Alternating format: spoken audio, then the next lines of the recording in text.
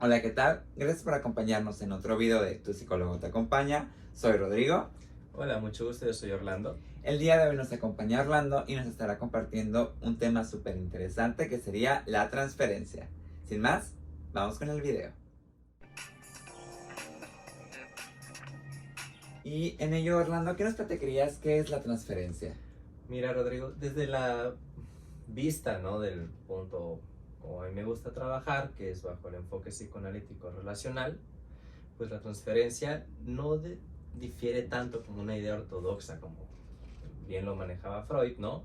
De que en sí la transferencia, pues, es lo que sucede en el trabajo terapéutico con nuestros pacientes cuando de alguna manera ellos proyectan sobre nosotros, los terapeutas, aquellas emociones, ideas, ideales, pensamientos o maneras de vincularse con sus figuras primarias o figuras importantes en su vida, ya sean actuales o del pasado, en el espacio terapéutico. Como así bien, tal vez podemos jugar el rol, ¿no? De que nos identifiquen con ya sea un papá, un amigo cercano, un hermano, un primo, un tío, abuelo, maestro, algún educador o alguien que sea muy importante, pues de alguna manera el paciente inconscientemente nos va a vivir de esa manera y se va a vincular con nosotros, que es lo esperado al final del día en nuestro trabajo, de la manera en que se vincula allá afuera. Porque solamente así vamos a poder entender cuál es el patrón relacional de nuestros pacientes a través de la transferencia y cómo la estamos viviendo nosotros, ¿no? Ahora hay tipos de transferencia. La primera de ellas lo podemos pensar como una transferencia positiva, por así mencionarlo. Esa transferencia no sé si te ha pasado como pacientes que llegan y que, ay, ¿cómo estás? ¿Qué tal el día? ¿No? O que te sientes como que en un trato muy amable, muy ameno, te sientes en confianza, ¿no? Sí, sí, totalmente. Ok, bueno, esa es una transferencia positiva. Ahora existe la transferencia negativa, ¿no? Que son estos pacientes o estos momentos en el tratamiento terapéutico que en todos los tratamientos se debe de dar, porque al final del día un vínculo real pues tiene tanto su lado positivo como su lado negativo, entre comillas, por así decirlo, ¿no? Entonces la transferencia negativa de alguna manera es como esos pacientes que llegan y sientes incomodidad en el ambiente, ¿no? Te sientes como que un poquito raro, como que, ay, ¿qué está pasando el día de hoy? ¿No? Hay veces que los pacientes se les olvida pagar, ¿no? O te dicen, no sé si se te ha pasado, que te dicen, ay, te deposito o te lo transfiero más tarde, ¿no? Y pasan 2, 3, 4 días y te dicen, ay, se me había olvidado, perdona, te transfiero, ¿no? Y te pagan.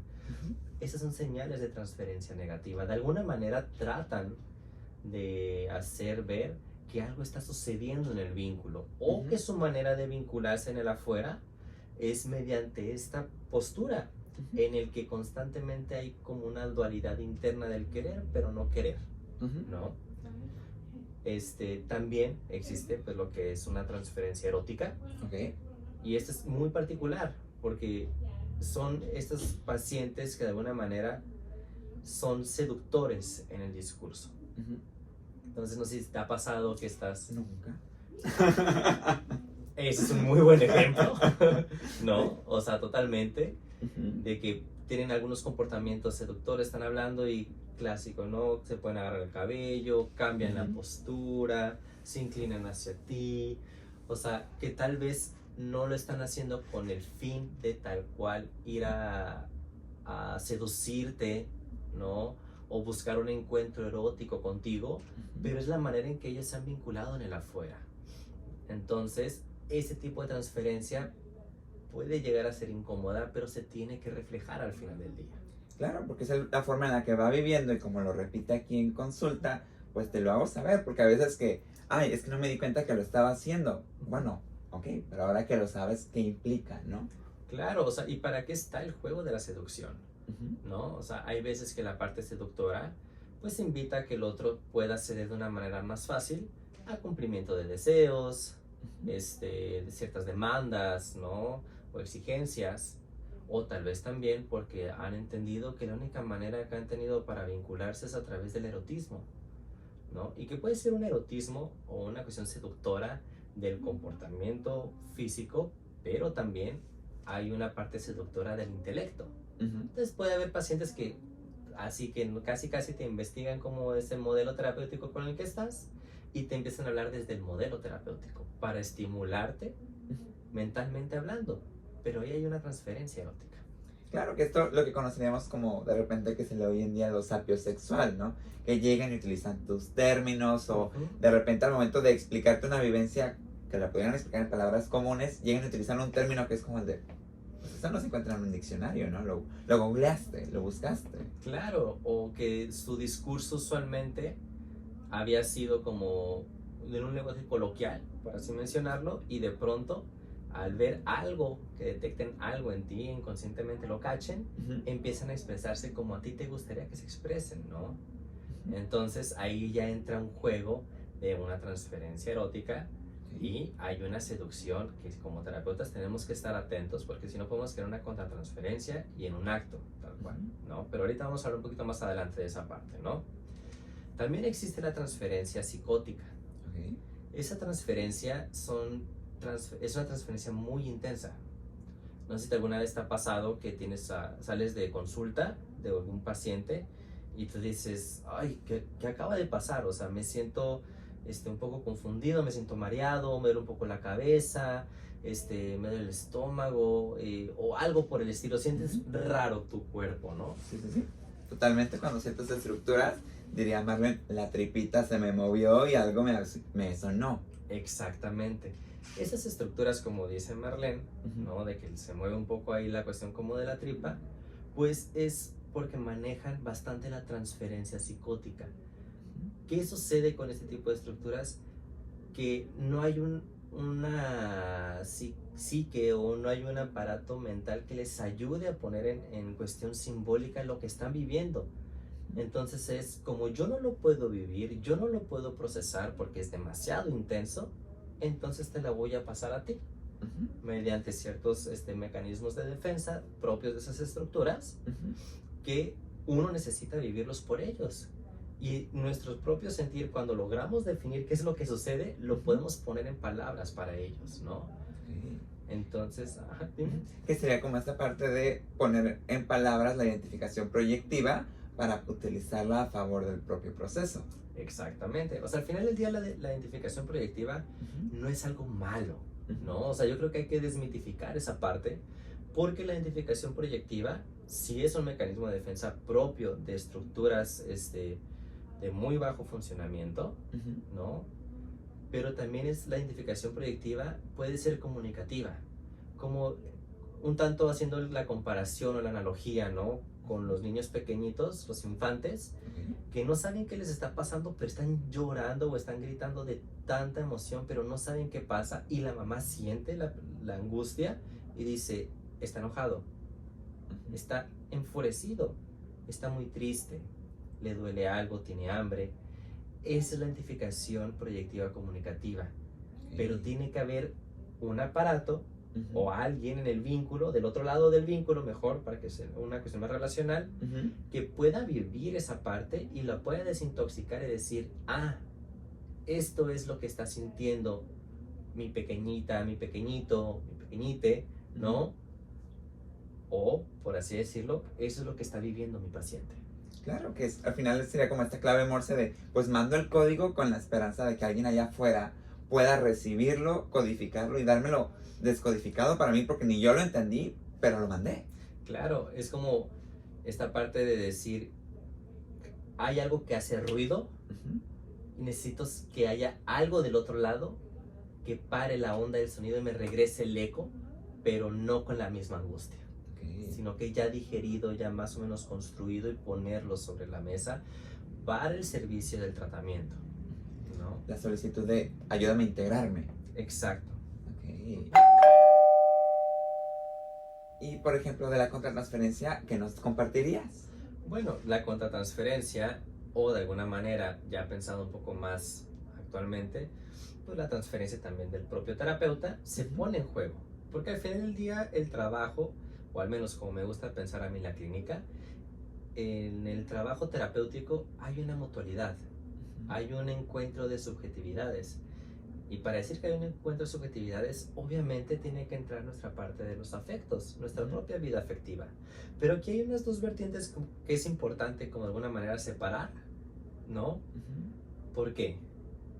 Porque la contratransferencia o la transferencia del terapeuta al final del día, pues son los afectos que se despiertan al momento que estamos en el trabajo terapéutico. Pensamientos, emociones, vivencias pasadas, recuerdos, o que no sé si te ha pasado que dices, ay, no sé por qué estoy pensando en este libro, no sé por qué estoy pensando en esta canción, no sé por qué estoy pensando en esta película, pero lo estás pensando. Sí. Son señales de cuestiones contratransferenciales en un primer sentido. En otro sentido también es como un proceso de ensoñación, vaya, ¿no?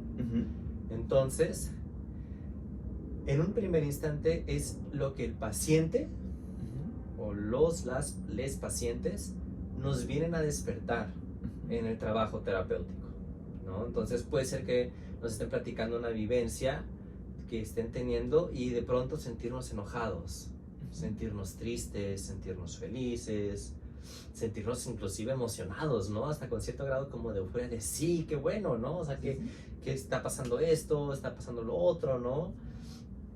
Y aquí la cuestión es, cuando se empieza a sentir, ¿por qué y para qué lo estoy sintiendo? Porque como anteriormente mencionábamos, puede ser que sea una cuestión de una identificación proyectiva o una identificación proyectiva comunicativa. Entonces nosotros estamos sintiendo y necesitamos poner en palabras lo que nuestros pacientes no pueden comunicarnos, ¿no? Otra parte es decir, bueno, esta vivencia de este paciente, como soy ser humano, pues me causa enojo, felicidad, tristeza o lo que sea, ¿no? Pero aquí la cuestión es, ¿por qué lo estoy sintiendo y para qué lo estoy sintiendo? Son preguntas muy claves. En el por qué va más enfocada a un sentido a nosotros mismos, ¿no? ¿Por qué estoy sintiendo esta parte? ¿Me está conectando algo con mi propia historia? ¿Es una parte de mi vida que yo no he podido trabajar, que no he integrado? ¿O es una parte de mi historia que ya he integrado, sé cómo se siente? Y aquí entra el para qué lo estoy sintiendo. Estoy sintiendo esta parte para ponerlo de esta manera sobre la mesa para el servicio del proceso terapéutico y ayudarle a mi paciente a transitar este estado afectivo, ¿no? De alguna manera nos sirve la contratransferencia de estas dos vertientes, una enfocada completamente al trabajo terapéutico y otra para pensarnos a nosotros mismos de qué es lo que nos está despertando este paciente en específico, ¿no? Ambas partes van a beneficiar si el tratamiento terapéutico en un primer instante, más el para qué, en un segundo instante el por qué, esa parte va más enfocada a nosotros decir, bueno, tal vez creo que me hace falta trabajar un poco más esta parte en mi propia vida, en mi propio proceso terapéutico, ¿no? O sea, porque al fin del día nosotros trabajamos en el intercambio de subjetividades, creando una intersubjetividad con nuestra propia vida afectiva. Nosotros somos nuestro propio instrumento de trabajo y es inevitable pensar que no existe una contratransferencia y que si existe, en comparativa de los tiempos freudianos, pues no significa que no estamos bien analizados o no estamos bien integrados terapéuticamente hablando. La cuestión es que si sentimos algo en el momento con el paciente y lo actuamos, ahí sí es una cuestión de decir, a ver, ¿por qué estoy actuando esta parte? Porque puede ser que sea una manera del vínculo que se está suscitando con el paciente, y lo que nos está haciendo ahora sí que representar en el aquí y en el ahora, lo que fue en el allá y en el entonces de su vida, ¿no? Entonces cuando pasa eso, porque nadie al final del día estamos exentos de tener algún tipo de acto desde la contratransferencia, poderlo reparar en el vínculo, decir, oye, ¿sabes qué? Creo que esta devolución o esto que te acabo de comentar fue muy fuerte. ¿Cómo lo viviste? Te quiero pedir una disculpa, ¿no? Pero siempre entendiendo la motivación de fondo, no nada más decir, ay, perdóname, porque entonces, ¿qué angustia se está calmando? ¿La del terapeuta o la angustia despertada en el paciente? ¿No? Ahora, quiero incluir una vertiente un tanto controversial, Ok. creo que hasta la fecha un poco, ¿no?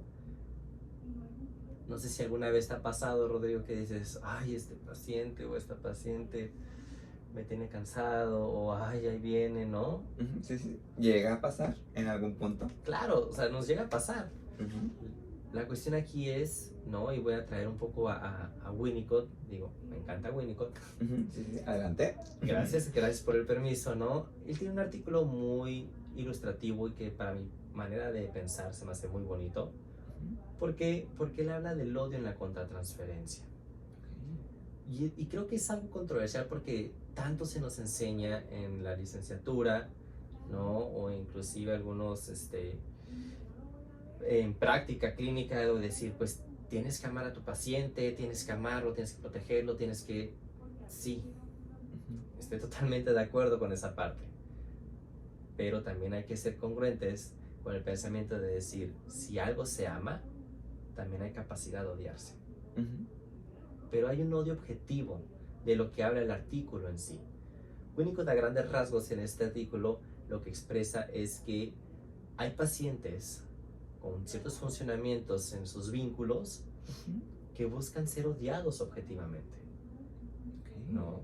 ujú, Porque solamente cuando pueden ser ellos odiados objetivamente, entonces tienen la seguridad de que pueden ser amados de igual manera. Entonces va a haber pacientes que a veces van a hacer ciertas conductas, ciertos comentarios ujú, agresivos contra nuestra persona o agresivos con el entorno del espacio del consultorio, lo que sea, que puedan ir a destruir, por así decir, el vínculo. Y cuando sintamos molestia, ahora sí, ¿por qué y para qué? ujú, Una vez que se identifica, poder decir, ¿sabes qué? Esto que estás haciendo me está haciendo enojar. ujú, Por favor, no lo hagas. No. ¿Para qué lo estás haciendo? Y de alguna manera poderle ayudar a reflejar esa parte de decir, esto que tú estás provocando en mí ujú, es muy parecido a lo que tú haces con fulanito, fulanita, sutanito, merenganito, lo que sea, ujú, ¿no? Para poderle reflejar en sus demás vínculos cómo de alguna manera busca ser odiado para comprobar que puede ser amado objetivamente, ujú, ¿no? O sea, esta parte se hace como muy, muy controversial porque quita el acento de la culpa de que como terapeutas podemos llegar a sentir de que no inventes, estoy odiando a mi paciente. ujú. Claro, que al final del día también es poder comprender de, bueno, que tanto también el paciente desea ser odiado y vamos en esta relación y pues si aquí siento yo esto, ¿qué no sentirán allá afuera? No. Exacto. Que si aquí yo estoy en el acompañamiento, ¿qué no sentirá el otro que no está obligado a acompañar?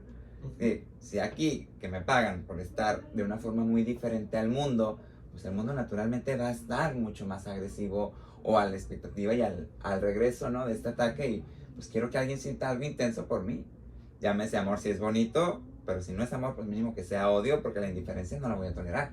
Claro, porque la indiferencia al fin del día, Rodrigo, es la inexistencia en Ujú, un mundo donde constantemente nos está empujando cada vez más al existir mediante la producción ujú, y no existir mediante la parte afectiva, mediante la mirada del otro, ¿no? Entonces, si el odio de alguna ujú, manera me asegura que existo, voy a seguir provocando odio porque no sé relacionarme de otra manera, ujú, ¿no? Y entonces estos pacientes cuando pueden ver que pueden ser odiados objetivamente por lo que están haciendo y que aún así su odio no hace que los corras del consultorio, entonces van a estar listos para ser amados. ujú. Ok, muy interesante. Sí, es un artículo muy, muy particular. Digo, Ujú, si tienen la oportunidad de leerlo de vez en cuando, la verdad lo recomiendo bastante, porque también aquí hay una parte muy interesante que habla Winnicott, inclusive de la maternidad. O sea, tanto desde años atrás y años atrás, ¿no? Uf, ujú, que se habla de que la maternidad es bonita, está muy romantizada la maternidad. ujú, Y Winnicott en este artículo expone varios puntos del por qué una madre pudiera llegar a odiar a su bebé. Y que el hecho que lo odie y que acepta que odia al bebé no implica que va a ir a actuar ese ujú, odio.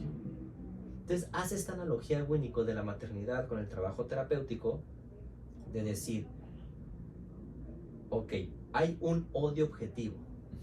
Si lo reconocemos y lo hacemos consciente y lo integramos a nuestra persona, entonces podemos cuidar al otro de nuestros impulsos agresivos porque lo queremos. Porque solamente si lo podemos odiar también lo podemos amar al final del día, ¿no?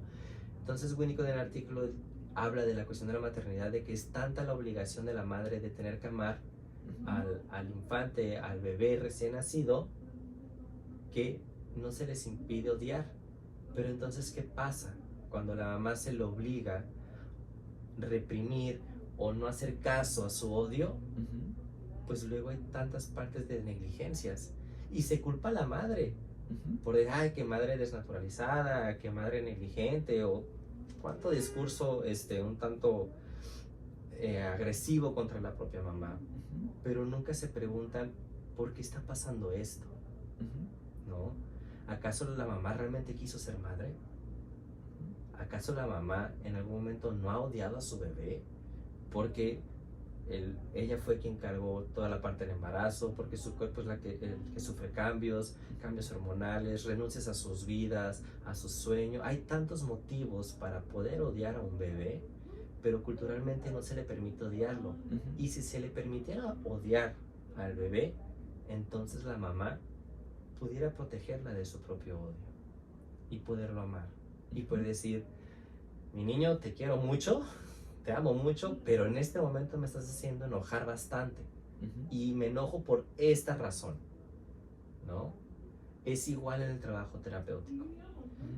Como estamos de alguna manera con la idea de decir, tenemos que ser amables con los pacientes, tenemos que amarlos, tenemos que cuidarlos, sí, claro, totalmente de acuerdo, pero también podemos odiarlos, ¿no? Y creo que este es un tema que puede causar bastante controversia, pero somos seres humanos al final del día. Somos seres afectivos que, aunque tengamos la capacidad de acompañar y queramos acompañar a los otros, a los pacientes, también tenemos la capacidad de odiarles. Claro, y al final del día, entre más conscientes seamos de todo nuestro proceso interno, pues la idea es acompañar al otro para su propio proceso interno, no es solo encuentra cosas bonitas, es vamos a ver qué encontramos y lo que encontremos se vale, ¿no? Exacto, y fíjate que este punto es muy interesante, Rodrigo, qué bueno que lo traes sobre la mesa, porque en este artículo Winnicott dice, la contratransferencia, palabras más, palabras menos, ¿no? No es que esté mal sentirla, no es que seamos personajes mal analizados, al contrario, entre más profundo podamos ir en nuestros propios procesos terapéuticos, sea cual sea la línea terapéutica, vamos a estar más capacitados para poder acompañar al otro a su propio conocimiento. Entonces, si uno en su propia vida no se permite sentir el enojo y el odio, jamás vamos a poder explorar esa parte en el vínculo con nuestros pacientes. Claro, al final del día no puedo acompañar a alguien a un punto donde no he llegado porque también sería desconocido. Entonces, por allá no lo vio, por acá no lo vio y ninguno de los dos lo vio, pues no vamos a hablar del elefante en la cocina. Exacto, totalmente. Está, pero no está. ¿No? Es como que sé que está ahí, pero no lo quiero ver. Aunque me tapa casi toda la vista, pero no lo quiero ver porque no puedo verlo. Y porque uno como terapeuta no está listo para verlo también, ¿no? Claro, todavía no tengo los ojos adaptados para poder ver todos esos estímulos, ¿no? Exacto. Así es, Rodrigo. Y, por ejemplo, en esto mismo, ¿qué sucede cuando, desde este lado, aprovechando el tema de la contratransferencia, empezamos a decir, va, mi paciente ideal, el que hace tareas, el que cumple directivas, el que aparentemente integra todo, ¿qué pasa ahí, no? Porque luego también, de repente es como de, bueno, como que mi paciente ideal, mi paciente perfecto, el terapeuta perfecto, pues eso ya me suena más a algo terapéutico, ¿no?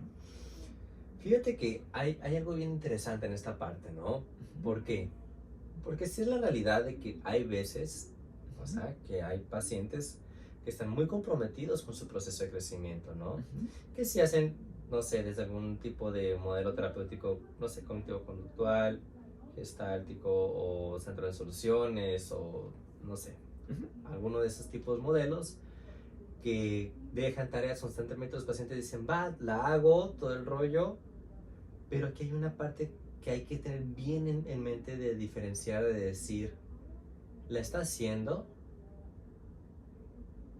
¿Por qué y para qué? ¿No? Sí. O sea, hay una parte de decir, va, sí está comprometido, sí está dispuesto a pensarse, ¿no? A comprometerse con su conocimiento. Pero cuando ya hay una constante de estar complaciéndote como terapeuta, ahí entra una dinámica muy particular. Porque entonces el paciente puede ser, desde mi línea de trabajo, que no sé, el paciente que asocia perfectamente, ¿no? Pero no me habla de su estado afectivo, ¿no? O sea, o que asocia perfectamente, sí toca emociones, pero no hay una expresión corporal tal cual de sus emociones. Piensa la emoción. Exactamente. Está pensando, está razonando, está de una manera intelectualizando el vínculo, ¿no? Entonces ahí es donde uno puede llegar a decir como, pues, paciente ideal, ¿no? Me asocia, así de maravilla, paciente de libro. Ándale. Pero realmente, a ver, ¿qué es lo que se está cumpliendo? ¿Sabes? Tú hablas como el ego del terapeuta. O sea, ¿qué es lo que está despertando en el terapeuta tener un paciente tan bueno, tan entregado, ¿no? Porque si es algo auténtico, en algún momento los pacientes se van a enojar con algún tipo de tarea, o tal vez es que no la hice, o es que no la quise hacer, pero la hice a medias, o no asocian como habían estado asociando últimamente, o pasa algo, ¿no? Pero cuando ya es una constante, algo así como muy mecanizado, y el terapeuta o la terapeuta se la compra, entonces entramos en algo que se llama el actuar como sí, ¿no? Y me gusta mucho pensar este actuar como sí con una analogía de un teatro. Entonces entra el actor principal, estamos como actores secundarios, se abre el telón y iniciamos la obra, ¿no? Pero ¿qué al final se está representando ahí? ¿Qué es un teatro al final del día? Sí, una obra de teatro implica un diálogo afectivo, implica vivencias, ¿no? Pero al final del día ya están en un diálogo preestablecido. Hasta inclusive un teatro creo que puede tener más vida que un trabajo terapéutico desde un actuar como sí. Sí, por esta parte de, pues es un guión, ya no es lo natural, ya no es la persona en sí, sino es un reproducir de relaciones que no van acá. Claro, y que puede ser, ¿no? Si lo pensamos desde el vínculo, de que sea la manera en que el paciente se esté vinculando allá afuera también, que actúe como si estuviera en una relación, pero realmente nunca está afectivamente hablando. Entonces lo reproduce acá, porque como mencionamos casi al inicio, al final del día lo que se espera en el trabajo terapéutico es que los pacientes, las pacientes, les pacientes, se puedan vivir con nosotros de la manera en que se viven en el afuera. Entonces, si están actuando como si, y lo logramos identificar, es poder de alguna manera hacer el reflejo. Decir, a ver, espérate, no necesito que me cumplas todo al pie de la letra. O sea, permítete equivocarte, ¿no? O sea, ¿qué tanta flexibilidad o inflexibilidad hay en este actuar como si, ¿no? Pero aquí hay algo bien interesante de la contratransferencia. Puede ser que uno diga, por ejemplo, desde mi línea de trabajo, pues, qué chingón. El paciente se va solo, asocia solo, y aquí yo bien a gusto y actúo como que te estoy tratando de acompañar, pero no te estoy acompañando. Y puede ser que el ego del terapeuta se eleve, se alimente, al final del día somos seres humanos, ¿no? Y que realmente el proceso llegue a estar estancado. Y que parece que están avanzando, pero no se está avanzando al final del día, ¿no? Entonces lo que sucede es que se idealiza el proceso. Entonces dices, ay, ahí viene mi paciente que, wow, me hace todas las tareas, me trabaja todo muy bien, pero ¿por qué y para qué? ¿Sabes? Sí. O sea, son preguntas muy importantes que uno constantemente debe tener en la mente. No de una manera persecutoria, ni decir, ay, ¿por qué lo estás haciendo? Porque al final ya estamos confiando en que ellos son los expertos de su vida y si lo hacen es porque hay un deseo de querer mejorar, ¿no? Adaptarse de una mejor manera en el mundo. Sin embargo, sí pensar por qué y para qué. ¿Por qué lo hace? ¿Para qué lo hace? ¿Por qué me estoy sintiendo de esta manera? ¿Para qué me estoy sintiendo de esta manera? ¿No? Y tener muy en cuenta que tal vez va a haber momentos en que el tratamiento se va a estancar, porque entonces entramos en un actuar como sí, pero eso no da vitalidad al final del día. ¿No? Y por ejemplo, ahorita mencionabas esta parte de se idealiza el proceso, pero ¿qué sucede si lo idealizado no es el proceso? Si lo idealizado ahora es el terapeuta. ¿Qué pasa cuando es el paciente el que ya no es al proceso, sino, aquí hubo unas fallas, a lo mejor reconoce porque no es la relación per se, sino es el otro? En este caso, pues nosotros, el que se sienta acá atrás, y pues el terapeuta es que eres el mejor terapeuta, es que esto, es que el otro, te echan flores, te traen chocolates, te traen así un altar en su casa, ¿no? ¿Qué sucede ahí?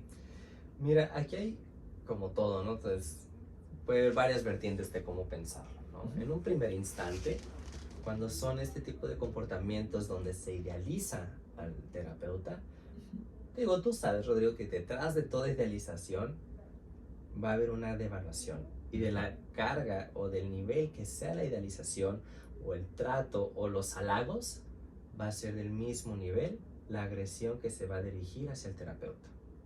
Entonces hay que caer muy en cuenta de decir, ok, porque pueden estar agradecidos con nosotros, decir, ¿sabes qué, Rodrigo? Gracias, o sea, la sesión de hoy me ayudó bastante, o después de 5, 6, 7 meses de haber estado en dolo por este tema, me has ayudado por fin a concluirlo, te lo agradezco, y puede ser un agradecimiento genuino, ¿sale?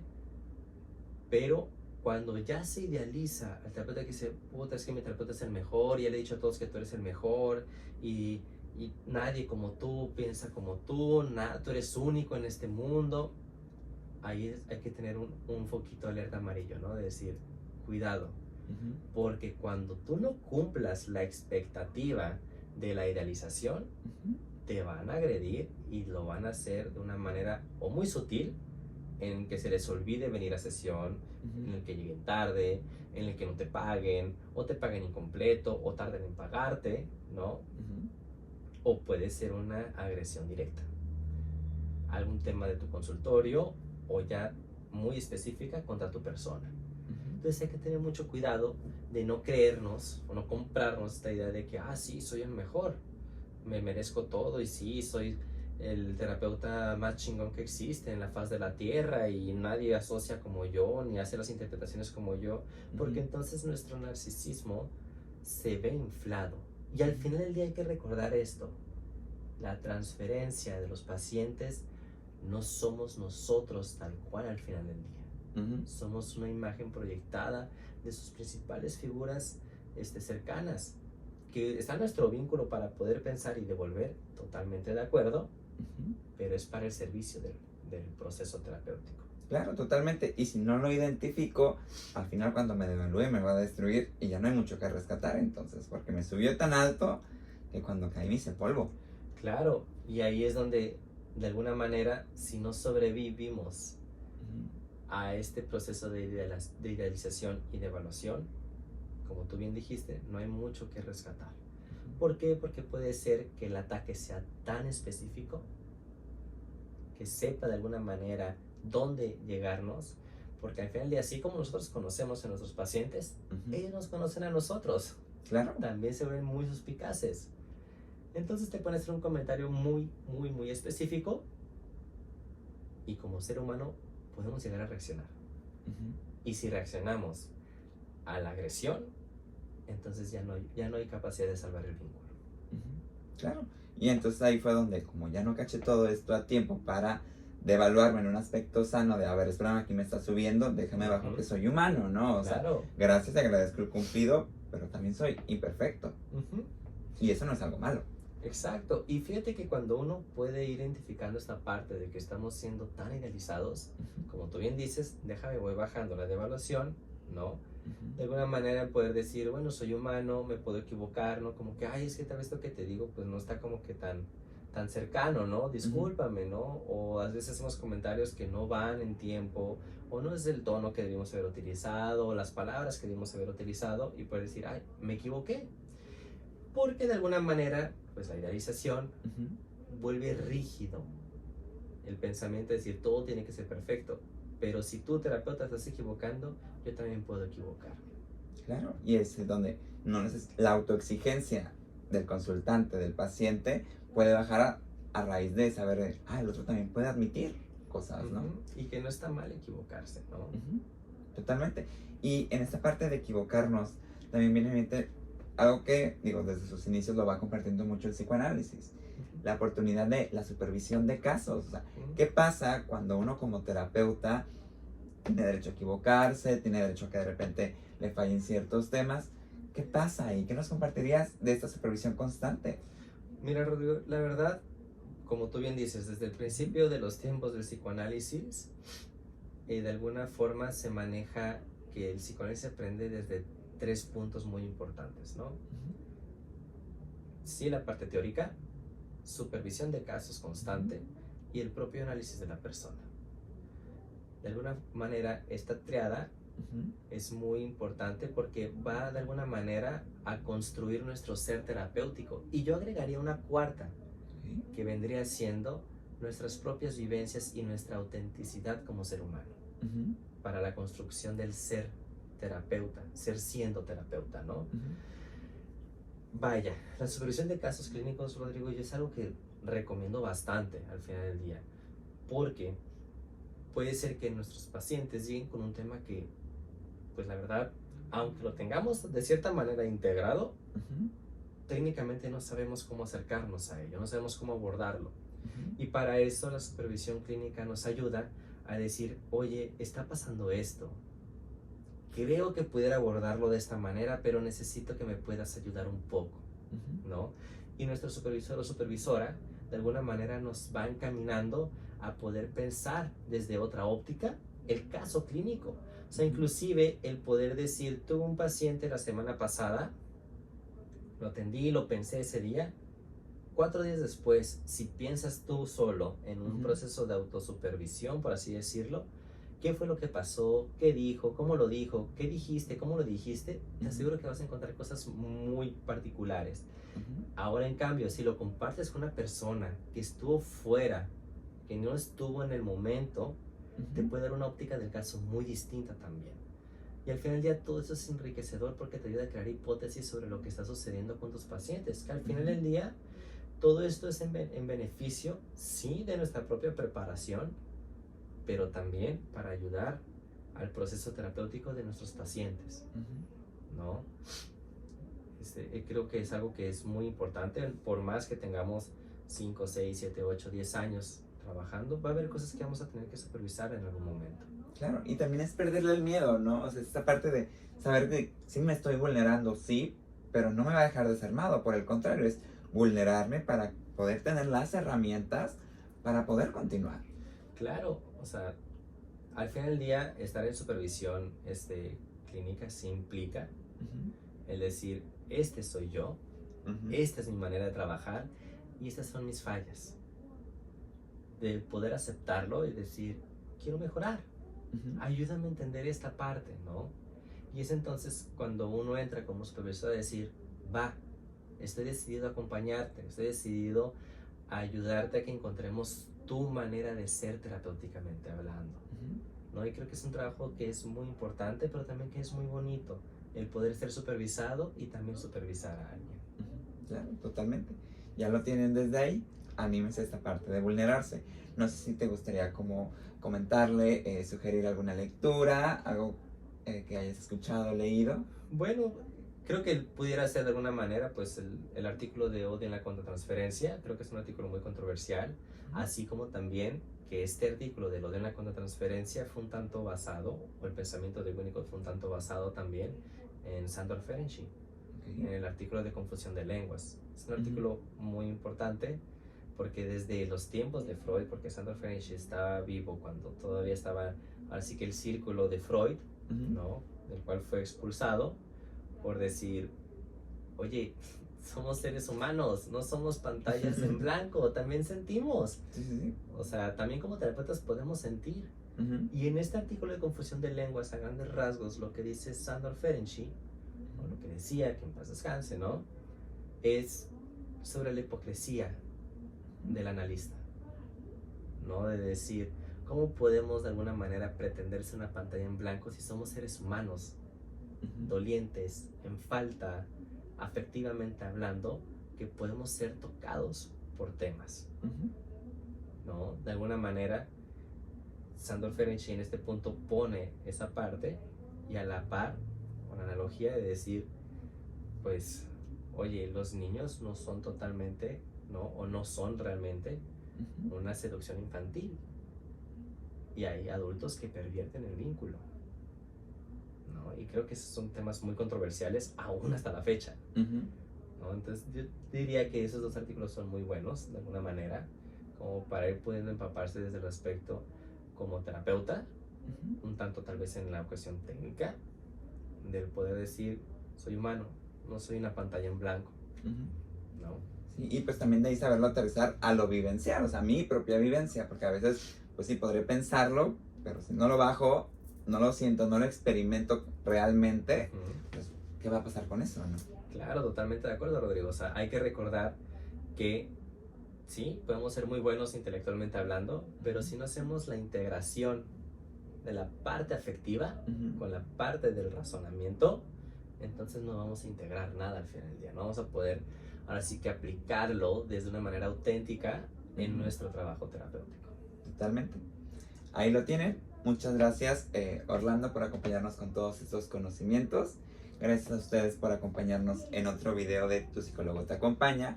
Ya saben, si el video les gustó, denle like, compártanlo, comenten y háganos llegar sus sugerencias para próximos temas y videos. Sin más, nos despedimos. Soy Rodrigo. Yo soy Orlando. Gracias por acompañarnos en otro video de Tu Psicólogo Te Acompaña y hasta la próxima.